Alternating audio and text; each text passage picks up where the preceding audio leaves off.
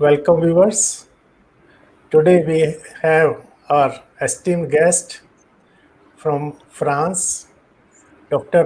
Francois Gerland, Dr. Julie Gerland, and Anand Kumarji, President IAHP, Dr. Vismita from Amity, Jaipur.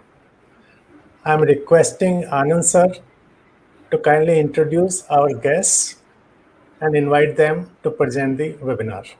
Anand sir, please. Thank you, Dr. Rakesh Jain ji, Dr. Vismita, and my dear friends Julie and Francois Gerland. And I am very much indebted to all the viewers who are present here to listen these two stalwarts. And Julie and Francois both are very good friend of mine, and they are very much connected with India. They love India, and they are visiting India for the last 5 years. Every year they visit India. And in two of our international conferences of IHP, one at Lucknow and one at Nasik, they were present, and it was really a very blessed moment, very good memories, very emotional moments we shared, and still we are having that moments in our heart. So I heartily welcome both of you, and I am really grateful to you that you are here with us. So first of all, let me introduce these two great personalities. They are founders of Birthing the New Humanities, which is a global platform to improve the way and that are the way babies are conceived and developed holistically in the womb, because the development has a long lasting consequences. Dr. Francois and Julie have been awarded doctorates in holistic medicine for their lifetime work in the field of holistic health and well-being, and their considerable contribution in the global acceptance of lifelong effects of development from conception. They are internationally known speakers and trainers, educators, hypnotherapy trainers, and co-founders of Birth the Change, Birthing the New Humanity global movement. They are currently United Nations representatives for Noble Institutions for Environment, and today they will enlighten us on how to transform stress and fear into holistic health and well-being. So I request Julie and Francois to deliver their speech. Namaste, dear friends. First, I would like to say how grateful we are to Professor Anand. We were introduced to IAHP several years ago by our dear friend Sangamitra So, she's a member of IAHP, and ever since then it's been a love story between us.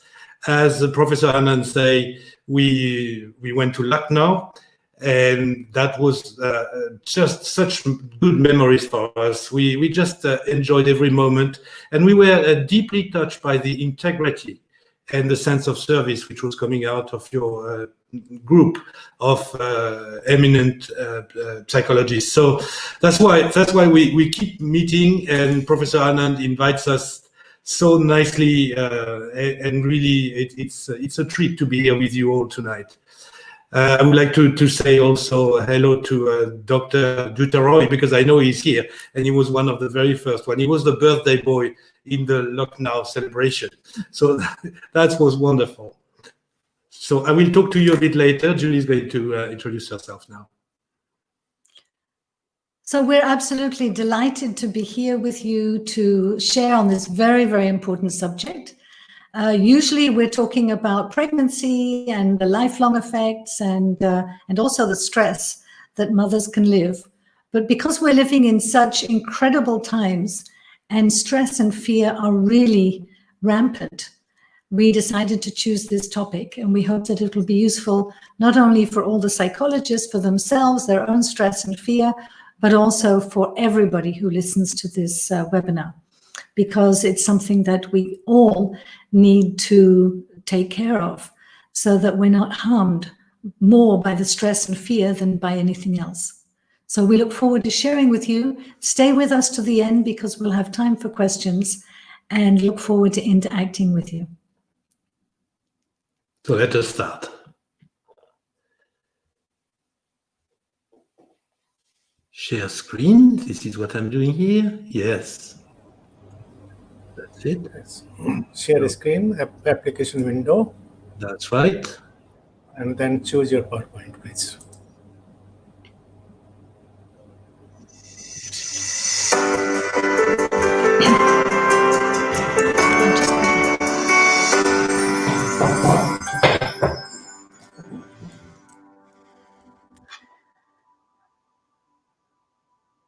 So, how to transform stress and fear into health and well-being. And I hope that this is a subject that you are deeply interested in. As I said, not only for your clients, the people that you serve, your patients, as psychologists, but also for yourselves. The World Health Organization said quite some time ago that stress, in fact, is the epidemic of the 21st century. And I think we've all validated that. So what we can see very clearly is that there are two great forces in nature. These forces are pushing us and pulling us. And oftentimes you'll find that they're behind our thoughts, our feelings, and our actions. And these are what? We can put in one column fear and stress, and in the other, love and well-being. So I'd like you just to identify for yourself, just start to think, because this is really a webinar about your own personal transformation. So when do you feel stressed? When do you feel fear? And how do you deal with that? Do you act? Do you change it? What do you do when you feel fear and stress? And on the other hand, what do you do when you feel love? What do you do when you feel well? Just take a note in your body of what that actually feels like, these two groups, because we all know them, but we haven't often become cognitive and really realize that they are two distinct forces running through our lives and our body. So we know that they act on our parasympathetic and our sympathetic nervous systems. So I'm sure you've all heard about this. The parasympathetic being actually the nervous system response to fear, which when we are afraid, we secrete the hormone adrenaline. And I'm sure you all know this more than I do. Sorry, for the sympathetic nervous system. So fear, as we know, causes a very, very strong reaction in the body, which allows us to be able to fight an oncoming threat, a danger, to run. And if we can't do either one of those, what do? Is we freeze. So this is actually very useful in the case in which we have a real threat, a danger, and we can actually use this energy to save our lives, to run from danger. Something a little bit more assiduous is what we call stress. And I don't need to tell you what it feels like in your body. We all know what it feels like. But just to let you know that stress that we feel in our body is actually caused by stress hormones, which, to put the group name, we're going to call catecholamines. So we have these two very strong mechanisms that are running through our body. The thing about this is that stress and fear, that column, inhibits our healing, the cellular growth, our immune system, detoxification, digestion, absorption, oxygenation. In short, they inhibit our life, our love, and our light. So it's kind of a no-brainer that this is not actually a very good state to be in if we want to be healthy and well, is it? So what can we do about it? Well, the response of the parasympathetic nervous system, which secretes love, which is the oxytocin, which is the love hormone, love causes the body to secrete the hormone oxytocin, which is the love hormone. And when the body relaxes and has the right conditions, it secretes a very strong hormone called endorphins, which are known as the well-being hormones. So I think this is all very clear up to here, but what are we going to actually do to change these things? So love and well-being, all the opposite to the fear and stress, is that when we're living in love and well-being, when we're secreting oxytocin and endorphins, what are we doing? We are enhancing our healing and recovery, our growth and repair, our immune system, detoxification, digestion, absorption, oxygenation, everything. So in short, they actually enhance our health. So we could actually say that health equals love and well-being. So here we come along to choosing. Not many people have become really conscious that we have the power and actually need to use this power to choose. Can we choose? Yes, we can choose. We can choose love and well-being, which inhibits the fear. Why? Because these two groups of hormones are antagonistic, which means that we cannot be running both these groups in our body at the same time. So actually, it is a question of choosing. And when you choose love, you automatically inhibit the fear hormones. So why do we often not choose love? Is because very often we're looking for love to come to us from someone else. So this is a big subject which I would love to get into, but in this short presentation, we will have to just leave you with that question. So what's actually happening? We have a society that is addicted to adrenaline and catecholamines, and this is actually very sad. So all you need to do is look around in your homes, in your society, your cities, your neighborhoods, and see and notice the number of people who are actually addicted to feeling afraid and stressed. You'd think that as it doesn't feel very good, that the moment that we feel stress and fear, that if we can't do anything about it, that we would want to change this because it doesn't feel good. But no, what happens is the fact that it's a very powerful drug that our body secretes, that we become dependent on this. We look for it again and again and again. And somebody today actually brought up the societal problem of young people playing video games, which are very violent. And why do they keep doing it over and over and over again? Is because it's addictive. It's actually known to be more powerful a drug than heroin and cocaine. So this, again, could take a whole session just to go into this and the consequences for society. But suffice it to say that the personal and societal cost of fear and stress is actually killing us and our planet.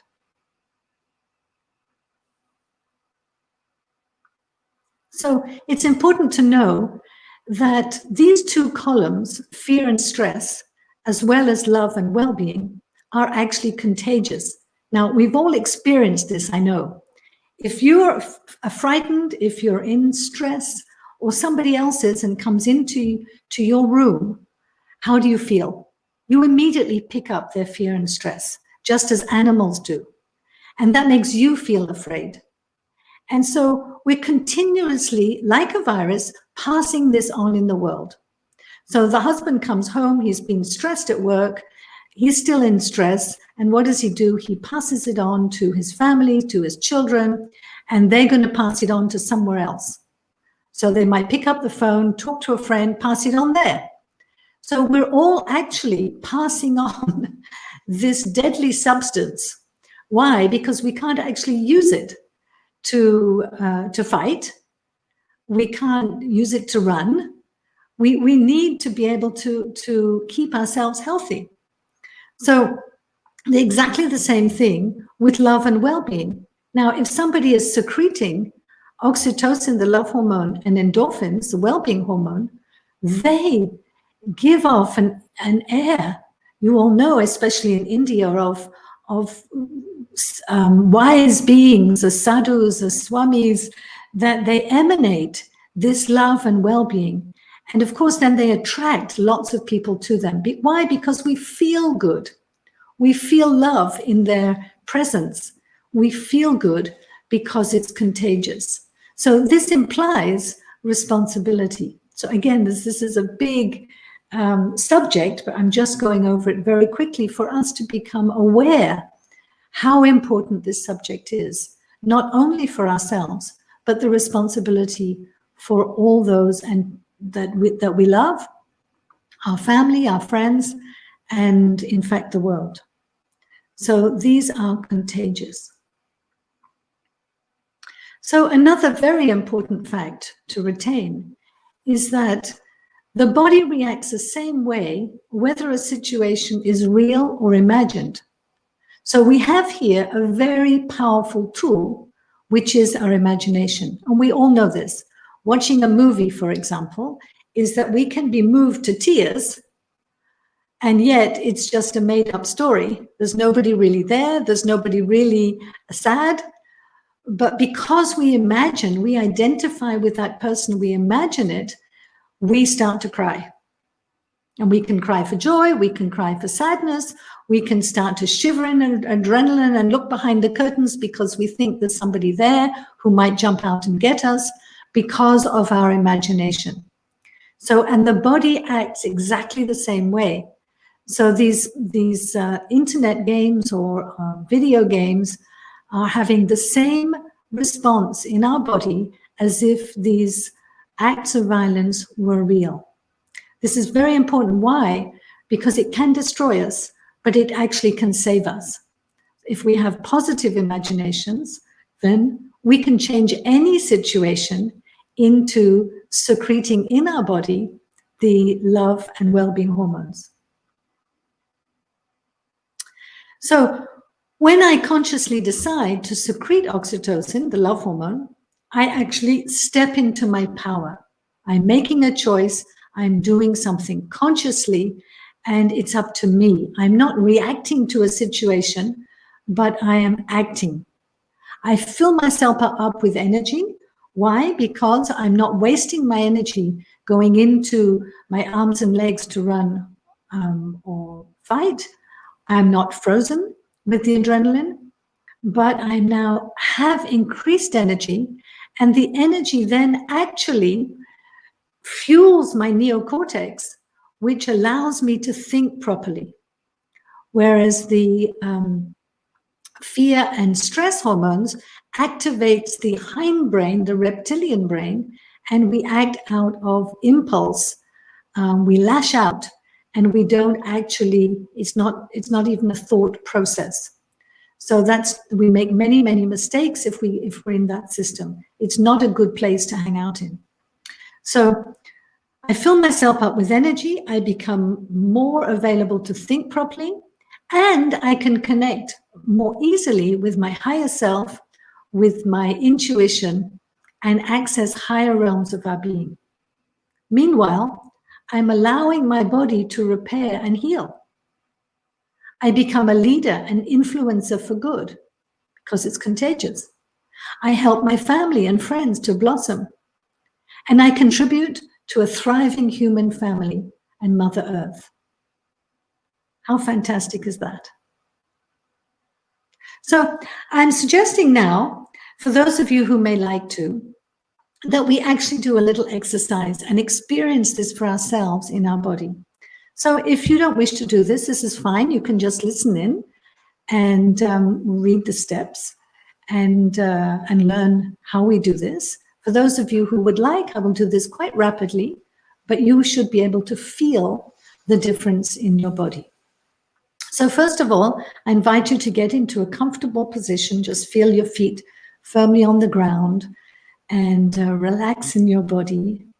And when you're ready, you can you can gently close your eyes.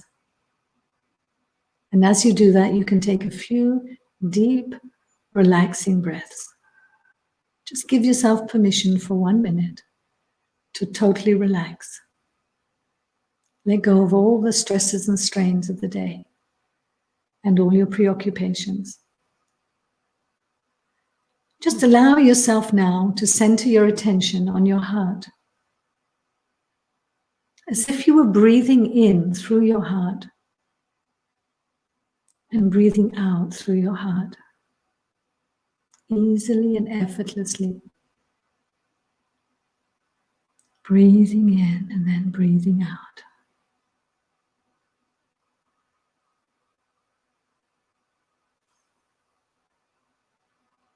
Just notice how calmer you become, more relaxed. And now I invite you to, in your mind's eye and in your heart, is to connect with someone or something that you love. It may be a person, it may be a child, a parent, a friend. Could be anybody. Could be a guru, a great being of light. To think of someone or something. It could be the sun, it could be the trees. It could be an animal. Something or someone that you love.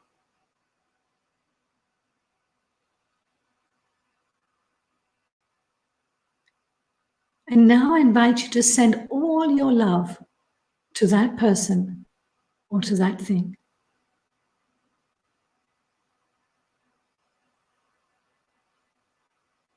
Just allow yourself gently to send all your love without holding back to that person or to that thing.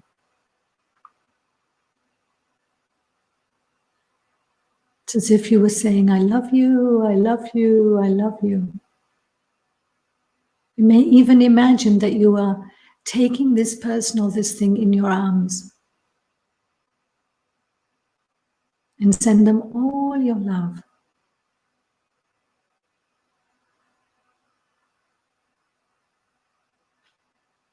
And as you're doing that, I ask you just to take note of what's happening in your body.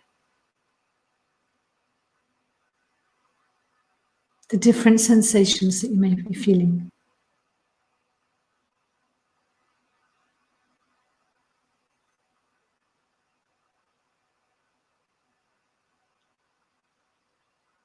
Do you feel relaxed?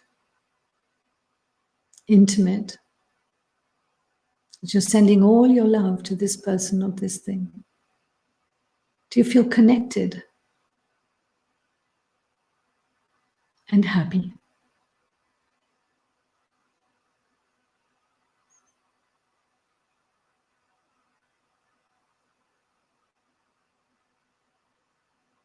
Now, this is how you want to live your life. This is secreting oxytocin. And if you wish, you can just tell your body that this can now become your inbuilt default setting. That when your body is at rest, it can go into this state of love. That you can actually live in this state of love. Because it depends only on you if you decide to love. And you can love anyone or anything at any time. And know that this is the most important vitamin, life-giving exercise is simply to love. So we can all choose at any time to optimize our health and well-being. I invite you now to just open your eyes if they're still closed and to stay with this wonderful feeling of being in love, of loving. And know that you have this with you at any time, at every time. It depends on you. And when you're experiencing this love, you are inhibiting all the negative effects of fear and stress, because these two groups cannot coexist in your body.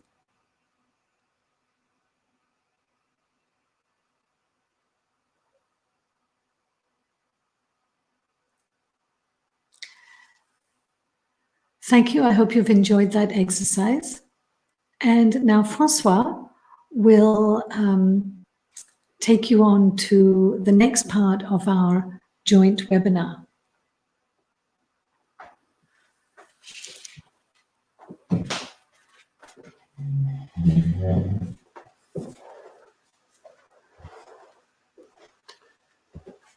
Namaste again.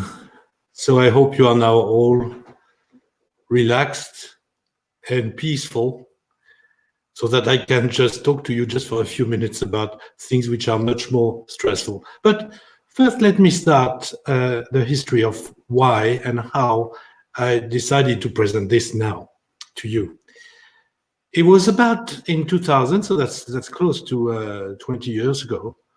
As I have been all my life just absolutely fascinated by the subconscious mind, I decided, and Julie did as well, to take a course in exploring further in the subconscious mind.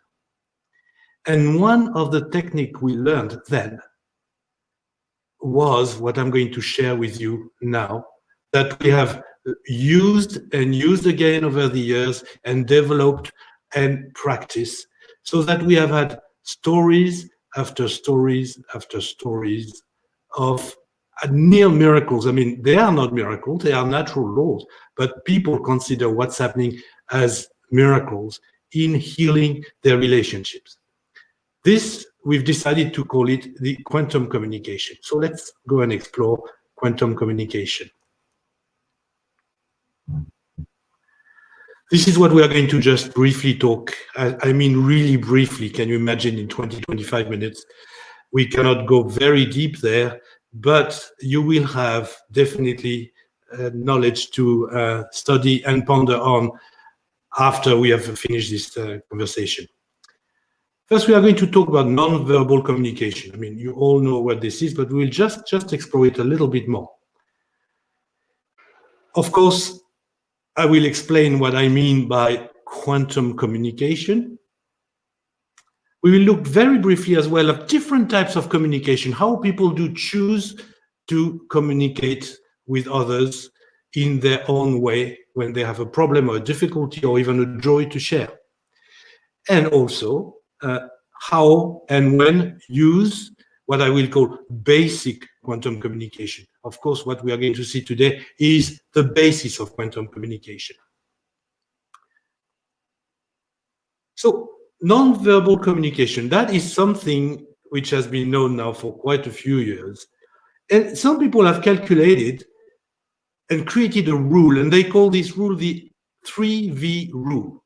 And the 3V rule states that only 7% of your communication with other people is verbal. You know, the words you use to explain whatever you need to talk to them about.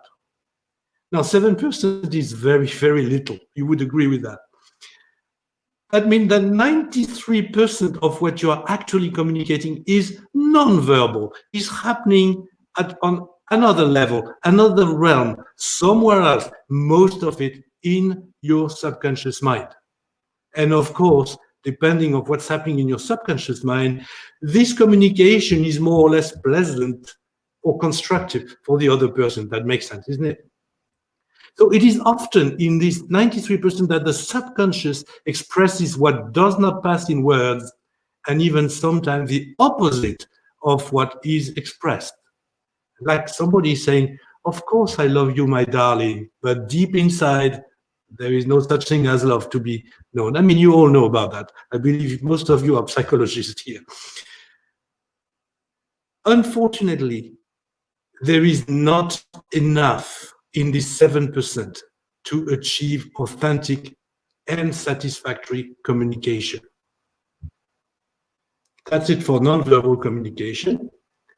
Now there is another communication called quantum communication. And the little picture just shows you that quantum communication has got to be verbal. Let me explain. Quantum communication is a process that consists in communicating verbally aloud. I mean aloud. The words are pronounced with the mental image, like the imagination of another person, an external person, if you wish. This other person is usually absent. The person is not with you in the room.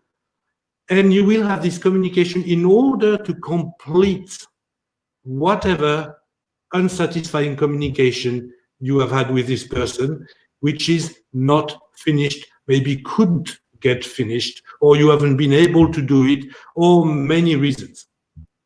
This will allow the complete expression of feelings, your feelings, what you're feeling inside yourself, and brings understanding through the responses received inwardly from the other person. Yes, because you will listen to the other person inside yourself. Let me go further. All this, you will keep on with this quantum communication until you reach the culmination. And the culmination is the power that you have found, the empowerment inside yourself, the liberation from slavery, where we are maintained by our repressed feelings and our repressed desires. Got the principle? Quantum communication consists in talking aloud to someone who is not in the room. Basically, that's what it is. So why have we chosen the word quantum? I'm not going to give you a long course in quantum physics because I will lose myself in it. It is indeed a very complicated science, but it has one well-known component you must have heard of, the idea of quantum field, the quantum field. This quantum field being a sort of a field or an energy or whatever you want to call it, in which everything and everyone is immersed. Now, the immediate implication of this theory is that nothing and no one can be completely separated from anything or anyone else. No matter how far you are from someone, somehow you are always linked. Whatever you will do and think and feel will have some kind of an effect on other people. Of course, not as strong and direct. Now, if you hit somebody in the face, that is going to be very strong. Now, if the person is 10,000 miles away, they will not receive your hit. But nevertheless, whatever energy you produce is touching whoever you are thinking of or having emotion or feelings towards. This is the idea of quantum communication, and the reason this field is the reason why the effects are so astonishing so often. Now, I could tell you hundreds of stories, hundreds of miracles, one after the other, which in 20 minutes would not fit. But we have so many stories of people practicing quantum communication. The first thing after the quantum communication, and the most important, is they actually do feel better. They feel free. They feel liberated from this weight they had on themselves. So that's it. That's the victory. That's all we wanted to achieve. Nevertheless, there is a cherry on this cake, is that very often this work of liberation will also positively affect the other person. And we attribute that to the quantum field, to the fact that we are all together somehow, somewhat immersed in the same field of consciousness. And now, why aloud? Isn't it enough to be thinking of my mother-in-law? You know, if I'm upset with my mother-in-law, I mean, it's a very known joke in the Western world. People have to be upset with their mother-in-law. Poor ladies, I don't know what they have done to the world. Why is it that if I think about her, it doesn't have the same result that if I talk to her, even once again, even if she's not in the room, if I talk aloud? The voice, your voice, is the materialization of your thoughts and of your feelings. You can feel sad, that's one thing. But if you look at someone and you say, I do feel sad, you have definitely reinforced whatever the experience you were having, and you have communicated in a much more concrete way. So by expressing your thoughts and feeling aloud, you give them much power on the lower planes of life. You, in a way, if I could put it this way, you concretize them, you make them tangible, touchable. Exactly like a high frequency radio waves, you know, the radio waves which are everywhere in the world. Thank God you do not hear them, because if you could hear every wave that is going through your head now, I mean, that would be impossible. You couldn't cope. You would just go mad. But if you have a proper radio, you just find the station you like, and these radio waves are magically transformed into a beautiful music through the system, the sound systems. What does it do? It takes this very high frequency vibration and it lowers it till this vibration is audible by your ears and you can hear the message. Now, the difference between thinking of someone and quantum communication is explained here, and that tells you why we talk directly to the person, the imagined person, aloud. So let me keep on. Very briefly, different types of communication and their results. You know, I want to communicate something. There are many ways. Now, you know, grumbling and the idea of I'm not happy, I'm not happy, I'm not happy, I'm not happy. Now, well, how much better do you feel when you have been grumbling all day? Not much. Honestly, that doesn't work. It's like turning bad thoughts. You know, usually you don't feel any better at the end. Actually, you feel much worse. How much success will you have if you keep grumbling? How much chances of healing your communication? Zero. No improvement. Nothing is going to happen. Now, is it safe? Absolutely. Absolutely. You can say, and putting a long face in your room for 6 months, you will not hurt anyone apart from yourself. Another way of communicating is, you know, this person, they did that to me, they did this to me, and blah, blah, blah, blah, blah. And you're talking behind someone's back, how much you are upset with this person. So how much emotional release does this give you? Well, a little. You just feel a little bit better. You have told your friends that you are so upset about this person. You feel a little bit better. Now, your friend may not feel better about it, but you feel a bit better. So there is a bit of emotional release. The success, nothing is not going to happen. And is it safe? Absolutely not. Because one day you will talk to someone who will go and repeat what you've said and probably deform it, and it will end up coming back to the person you were gossiping about, and their problems are starting. Very serious problem. Gossip doesn't work. Finally, verbal communication.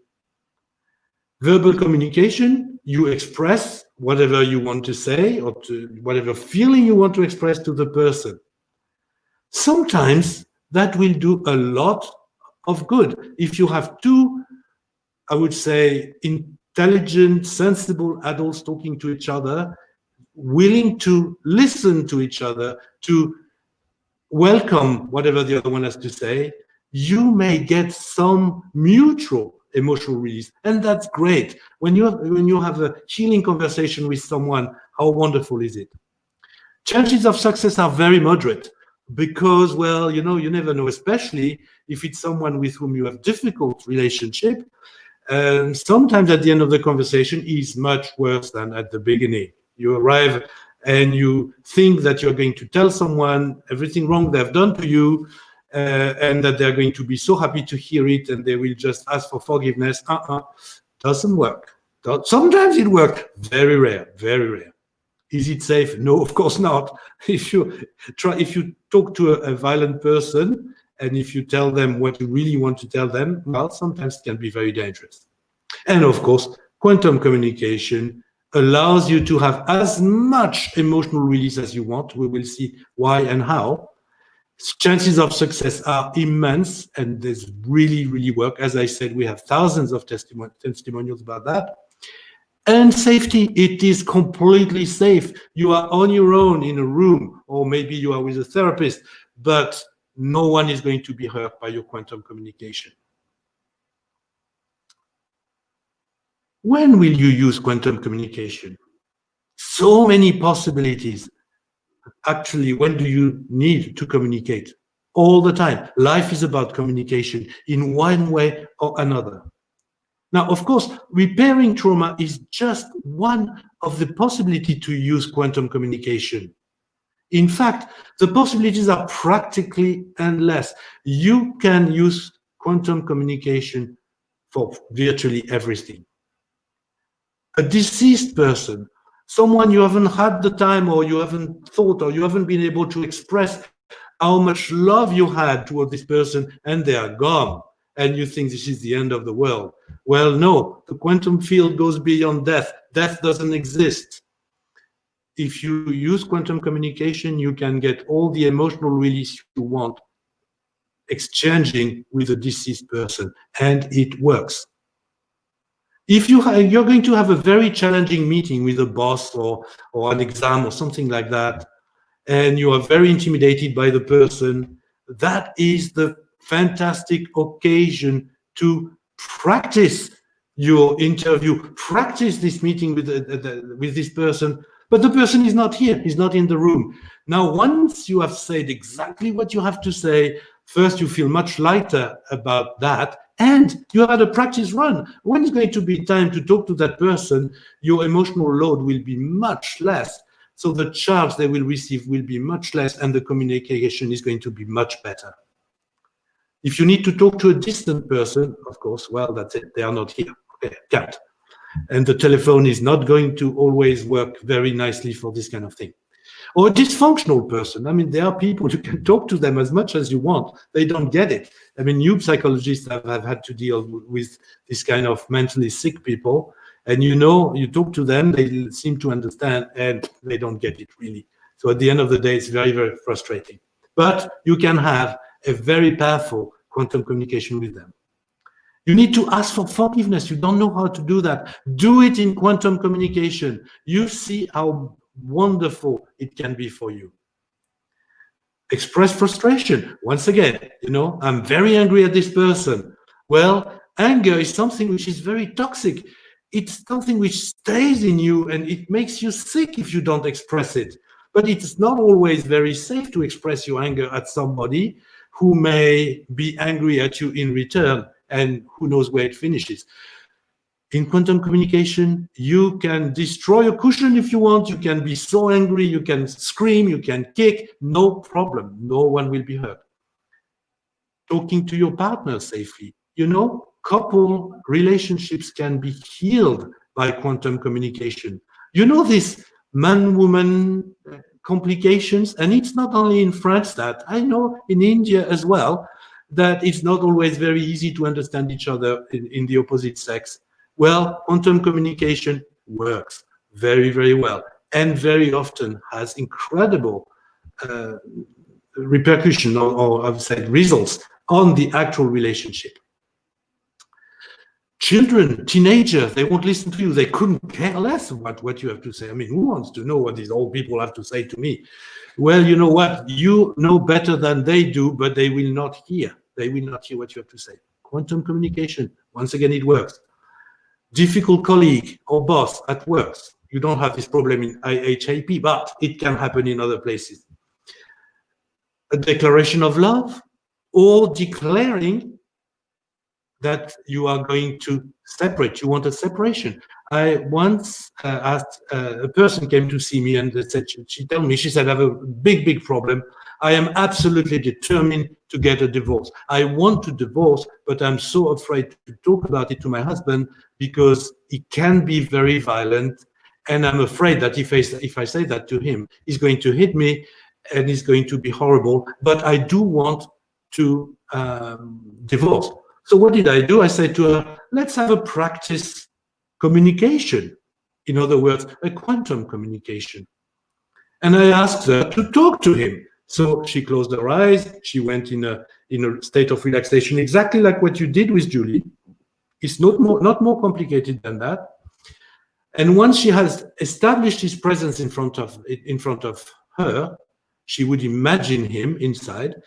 I asked her to talk to him and now tell him what you have to say. And of course, no danger here.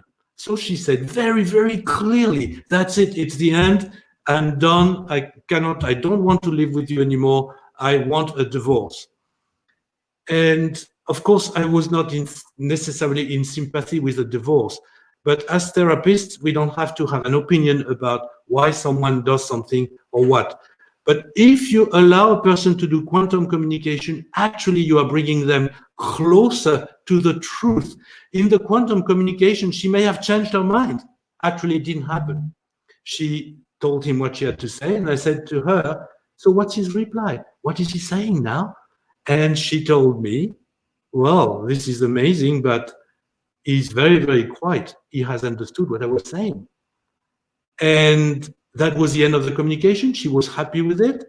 So I just let her go. And a few months later, I met her. She said, Francois, I have to tell you, the communication with my husband happened exactly like the one we did together. He was as quiet and understanding as he was in the quantum communication.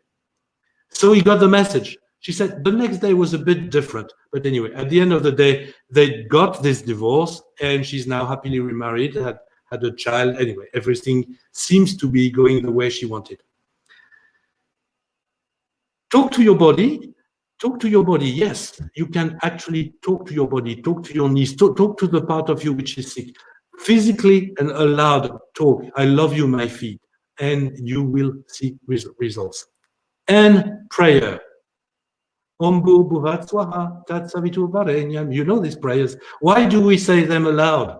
Because we are practicing quantum communication with God, and it works. Praying just in your head is not as efficient as pronouncing the words of your prayer. Okay, here we are now. This is how to do quantum communication, and with what I've told you just up to now, you will understand very well.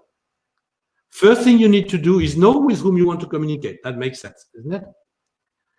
Find a place where you can be alone.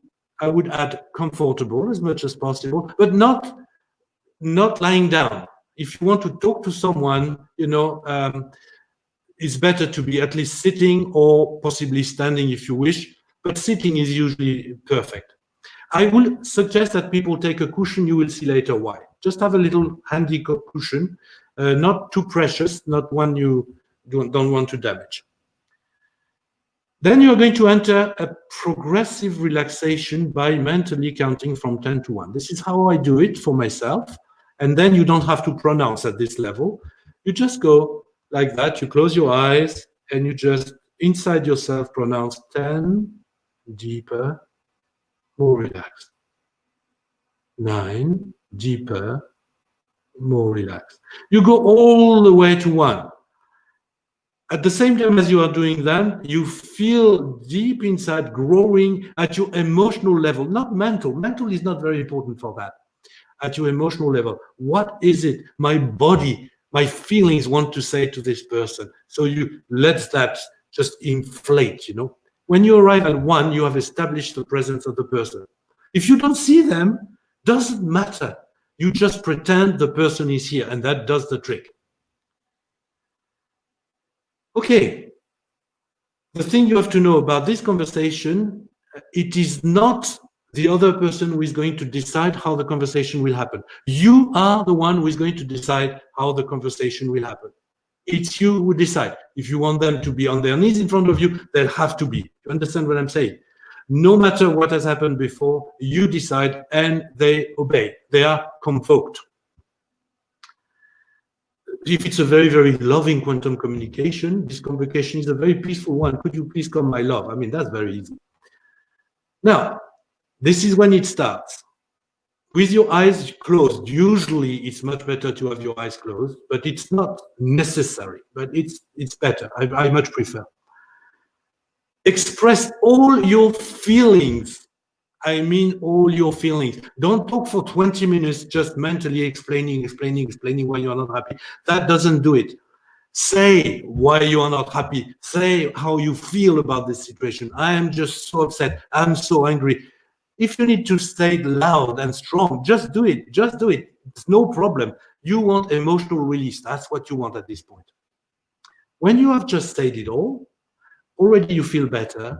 So you go back into your silence inside and you feel their reply. You don't calculate their reply according to the way they usually reply. No, you feel how they're replying to you now. You feel it inside yourself. You may be very happy with this reply. Well, fantastic. It's the end of the quantum communication. But you may be very upset, very unhappy about their reply. And in this case, what's going to happen? You go to number 6 here. If the response is inadequate, just increase the energy displayed. Exactly like if you are in an argument with someone, except with the other person, usually it doesn't work. But what do? They raise their voice. They raise their voice. They raise their voice. Both of them want to be heard. And of course, it doesn't work.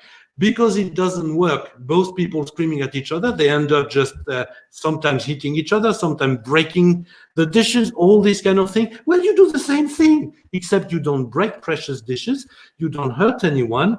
You may want to hurt your cushion a little bit. You know, you pretend it's a person. And once again, no matter how much you destroy this cushion, you are not going to hurt anyone. Let alone the person, you are not going to hurt them. You are freeing yourself from an image, this image you have of that person, and this image belongs to you. This image doesn't belong to anyone. Be absolutely assured no one has ever hurt anyone else during quantum communication. If anything, the opposite is what happens the more often. Number 7. If necessary, as I said, use cushions. So, you know, you want to hug. Oh, I love you so much. That's perfect because your body feels that. And with your eyes closed, you just pretend it's the person there. Or they won't hear what you have to say. They won't listen. They could care less. You will shake the cushion. And you go back and forward until the dialogue is finished to your satisfaction. Now, if you feel inside that the other person is not satisfied by your communication, that's not your problem now. Your problem is for you to be freed, delivered from something. What's going to happen very often, just imagine, you are attached, tied up with someone. The two of you are just tied up together, prisoner, and you manage to free yourself. Well, you also free the other person. So what's happening very often is that you may receive in the next few days a letter, a message, a phone call, or whatever from that person, if it's a functional person, obviously. And you will know that this quantum communication is having results, not only inside yourself, once again, this is the most important, but also in the other person. I have prepared for you a practice sheet so that you can have everything, all the points I have just given you, you will have them on this paper. So the easiest way I have found is that you write to me as Francois at birthtechange.com, birth the change in one word like that. And in your subject field of your email, you will write quantum communication. So I will know that you would like to receive this practice sheet. That will just take you progressively into your first, possibly, quantum communication. Conclusion. Do not underestimate the power of quantum communication. If it doesn't work the first time, don't worry. You know, a baby, they start working and they fall, and they work, they try again and they fall. It's exactly the same thing. Anything new you learn, it may not be brilliant at the first time. You can be helped by, if a therapist knows quantum communication, obviously he can help you to do that. You as therapist can learn, if you follow our programs or any other program teaching quantum communication, you can learn how to do that and help someone to do it. There are so many success stories with this. If you kill, as I said before, if you kill your cushion, if you empty your bottle, your box of tissues, no problem. It's a little sacrifice, but you will feel so much better after. Relief and empowerment is what you are after, and what happens very often.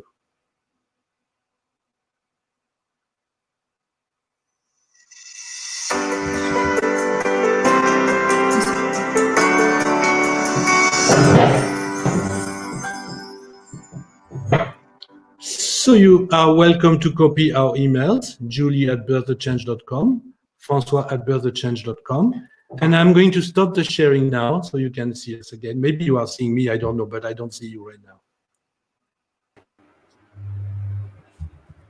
Thank you so much, Dr. Julie and Dr. Francois.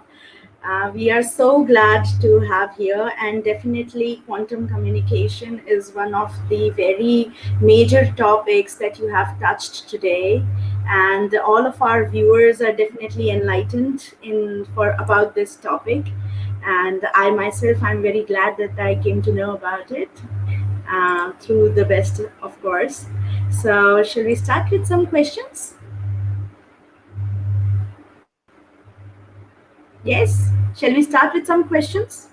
Yes, oh please, sorry, I thought you were talking to the other people. Okay. Yes, of course. Any time we are here, we are available for you. Don't hesitate. Okay. So there is this question by Indrani, and she's asking that what about the survival value of fear? I'd like to take that. Yes, sure. Yes, definitely. Well, that's a very, very good question. And of course, if you are in a situation of real danger, then adrenaline will definitely kick in and give you all the means to either to fight or to run, or if you need to freeze. So the thing is with this is that your adrenal system stays intact if it's not running all day long. So you're not exhausted if you're living in fear and stress all the time. So when you actually need the adrenaline to save you, it's more powerful, it's more performant, and you're able to use it. So it's fantastic. That's what it's there for. Yes. I mean, thank God we are not hit by a bus every day, you know. It's not every day that a tiger is running after you. And when that happens, thank you, adrenaline. Thank you for being here. But now, if you are watching horrible movies after horrible movies, and you are in adrenaline all day long for nothing, this is when it becomes a real problem for your health. I hope that was a good answer to your question. Can I just?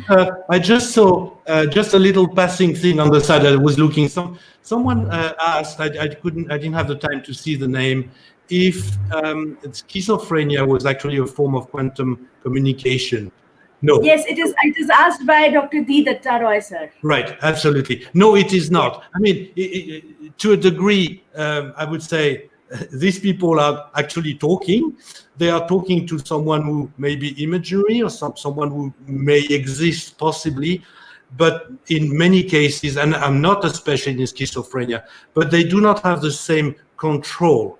They do not have the same intention. You know, it's just like their subconscious mind in many cases has taken over. So it's nearly like if they were being used by something else to do quantum communication for the benefit of someone else or something else. So a schizophrenic person talking to themselves, unfortunately, most of the time, I would not qualify this as constructive quantum communication. There is one more question that has been asked by Adidatta Roy sir, and he has asked that dance, music, painting are the non-verbal communication. Do they also carry quantum communication? What is your view about it? I recognize Dr. Detroy. It's such a poetic thing, you know. What do you want to change to that? It's beautiful. Call it as you want. Dance, fantastic. I mean, not all dances, but most dances. Music, same thing. Not all musics, but many, many musics are absolutely fantastic. Painting, you can paint horrible things, and you can paint the most incredible thing. Yes, there are ways of expressing the treasures of your soul. Or sometimes the hell of your soul. But let's talk about the treasures of your soul. This is absolutely wonderful. So yes, there are ways of communication. Absolutely, indeed. And we even know some artists who use their art to heal themselves.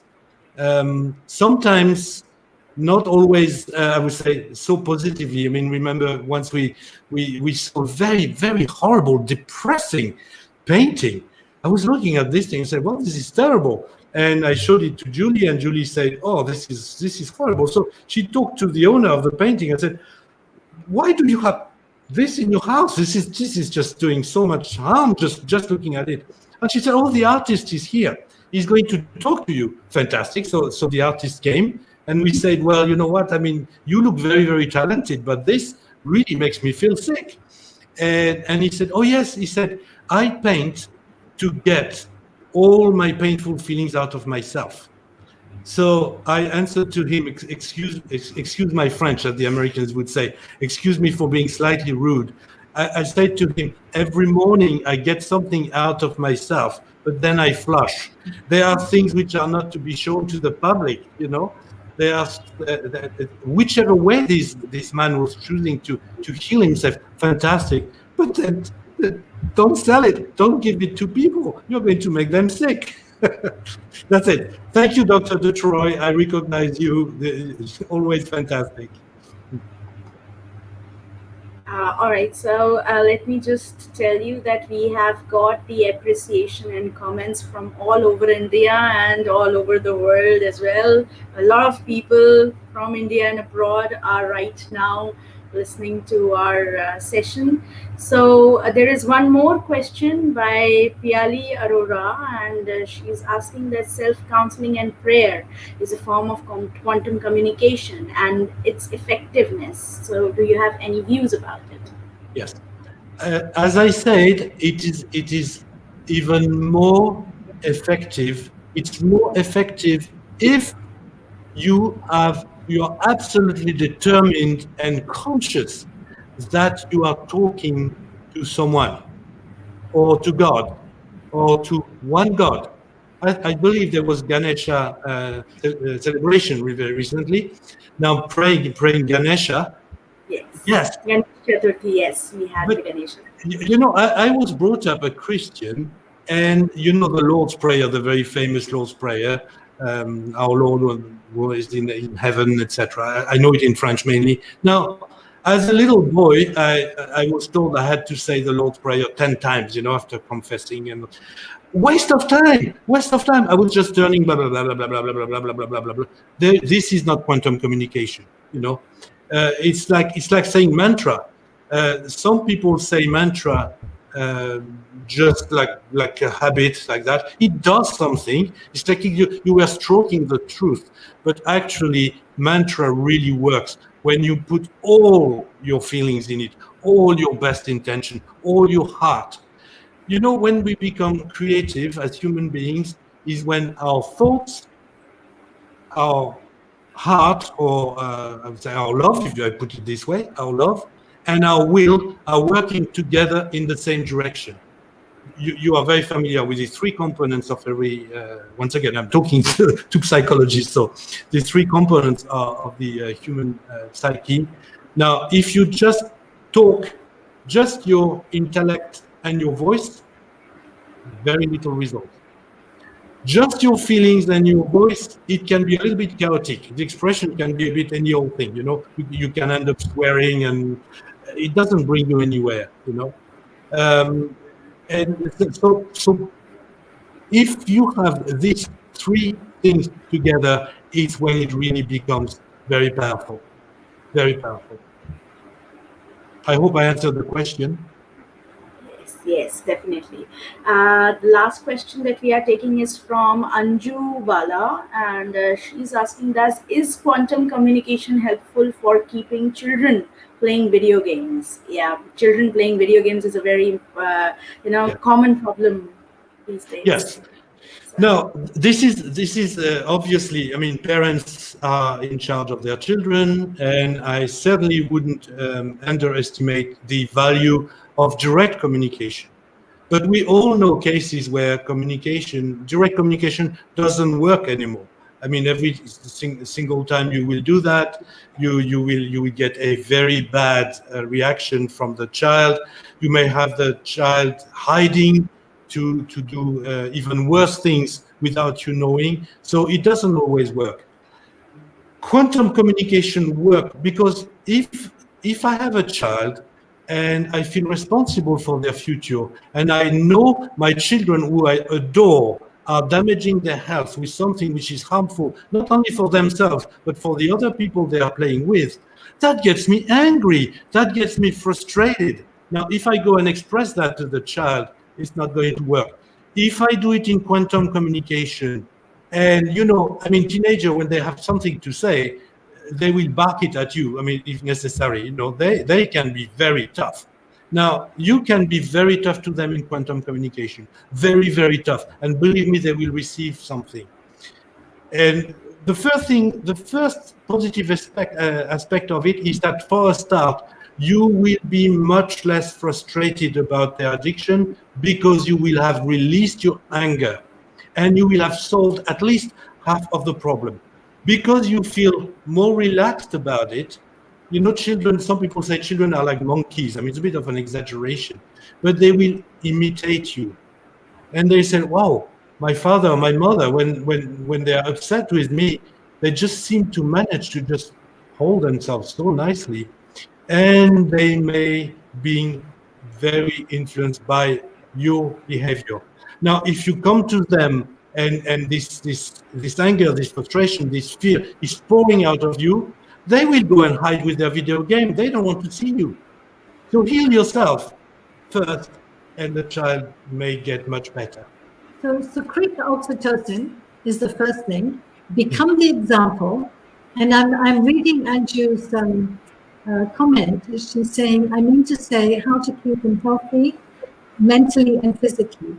So this is definitely by the parents being an example, as Francois just said, secreting oxytocin, endorphins, being an example, and then using quantum communication to tell them what is good for their health, to suggest to them that they could go for a walk in the park, that they could do something that would be more helpful for them to be able to blossom than playing video games. So you're expressing authentically any frustration, anger, and then you're actually telling them what is your message. This is the authentic communication with quantum communication, is that you're actually being authentic.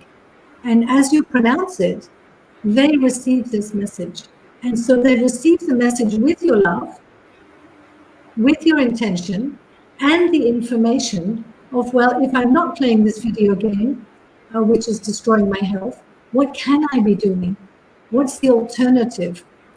And doesn't it feel as good to be secreting oxytocin and endorphins? I'd just like to say that a lot of people used to say to me, I was involved in the, many decades ago in the peace movements, and people would say to me, yeah, but peace is all very wishy-washy, and basically we don't have any strong sensations. Well, what I discovered is that when you secrete endorphins, which we haven't talked about today, not in any detail in any way, they are 200 times the power of morphine. So if you want a legal high, that's the one to go for. So the ideal would be that parents, when they're pregnant with their child, start to feed their child with oxytocin, with endorphins. So the child's nervous system right from the beginning gets this as a default setting. But this can happen later, it just takes longer, it's more difficult. But once the child can understand and feel, because that's what we want to do, we're not addicted to the game, we're addicted to the adrenaline that it creates in us. So, but we have to replace it with something. We can't just give it up. So we want to replace it with a very strong sensation, which is endorphins. And I would like to add a little word to Andrew, because Andrew she wrote on the comments. I mean to say how to keep them healthy mentally and physically. I would like to stress again that our children are linked to us. When a mother is constantly worried for their child's mental health, she actually is sick inside herself. She is not well. She's constantly in a state of stress. And if she manages, using a powerful quantum communication, to get out of this stress, this is the way she will heal. You know this very common thing where you have a child who is crying, and the mother is more and more stressed about it, and the more she's stressed, the more the child is crying. And so what they will do very often, they will take the child to the doctor will give the child a pill, hoping that it's going to solve the problem. It doesn't solve anything most of the time. Now, if you heal the mother, if you help the mother to be completely relaxed and well, and know that their child is safe anyway, every child has a destiny, they have a life. You're doing your best job you can, but you are not in charge of your child's evolution. The main thing you can do is be well inside yourself. If you do that, the child very often will stop crying if it's a little child, and will also, even for teenagers, they will feel something is changing. And the only person in the world you can change is yourself. You can help people changing, even a psychologist. You know that must be frustrating at times. You can help people to change. You cannot change them. You wish you could, but no, they have somehow to accept the treasures you are giving them. And I'm willing to be wrong, of course. Yes. Thank you so much for giving the answers to the questions, and I think all of them have already replied that they are all very happy and satisfied. So I would now hand it over to Professor Anand Kumar, sir, President IAHP, to say a few words for our guests and speakers of the evening. So Thank you, Vismita. Thank you. Thank you, Vismita. And Julie and Francois, it was really a wonderful session. And I am blessed that you are here. It was very impressive, very informative. And Julie, you very well explained the role of adrenaline in fear and catecholamines in stress. It was wonderful. You also explained the love hormones, oxytocin in endorphins and fear and stress, as well as love and well-being. And you very well explained positive effects of secretion of oxytocin. That was really wonderful to just create a love hormone. And you very nicely presented your exercise. That was really a wonderful exercise for secreting the love hormone oxytocin. So I think that people will be very much benefited, and they will practice this exercise for the benefit of their positive outcome. And Francois, that was a very new concept for us, this quantum communication. I think everybody would be grateful to you for this new concept, and we will definitely work on it. And you very well explained the notions of quantum communication and non-verbal communication. You explained that 93% communications are non-verbal, and the verbal communication or quantum communication is a loud communication that is very much useful with a mental image of a external person. It was wonderful. You also explained the different type of communication and their results. That was really very informative. And you also explained when to use quantum communication and steps of quantum communication, how to use. And people will definitely learn all these things and they will definitely apply in their regular settings. So it was really a wonderful session and I am really feeling blessed. And we will definitely meet again in our next international conference. I hope that you will be here in India the next year. We will organize our next international conference. You always blessed us with your presence, and we again expect that we will definitely get your blessings. Thank you. Thanks a lot. Thank you so much, Professor Anand, Kumar, and Dr. Vismita and Dr. Rakesh. It's been a great honor and a joy to be with you once again. And we look forward to much more collaboration with the IAHP and look forward very much to hearing any feedback from any of the listeners. Thank you so much. Really, it's been you. a great honor, a great Thank you. privilege once again. Thank you. Thank you. We'll be delighted, whatever we can do. Thank you. Thank you. Thanks a lot. All right, coming to the series of thanks that are going on, I would like to thank our viewers of the evening. Guys, the love and the blessings that you have showered upon us, this is what keeps us going. So keep let this good positive comments, keep them coming, and sure we will be seeing you once again with good eminent speakers with good topics to enlighten you about in the field of psychology. And obviously we will be having a lot more sessions by Francois and Julie, both of them, very soon enough. And soon enough we will also invite them in India to come here and share their experiences with us. Of course, I want to thank Dr. Francois and Dr. Julie to spare time and to come here with us and do this session. And the way they explained the communication and its impact was really tremendous.